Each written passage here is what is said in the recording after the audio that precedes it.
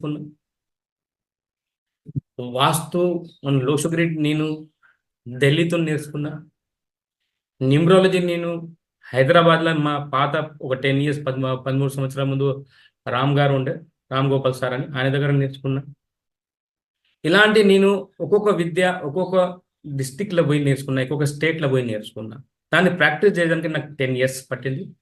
10 years వరకు నేను నేర్చుకుంటూనే ఉన్నా. లోషో గ్రిడ్ అన్నది ఓన్లీ మొబైల్ నంబర్‌కి ఎలాంటి సంబంధం లేదండి లోషో గ్రిడ్ అంటే. లోషో గ్రిడ్ మన డేట్ ఆఫ్ బర్త్‌కి సంబంధించింది. లోషో గ్రిడ్‌లో మీ డేట్ ఆఫ్ బర్త్ ఏస్తే దానిలో మీకు వాస్తు దోషం ఎక్కడుందో చెప్పగలుగుతాం.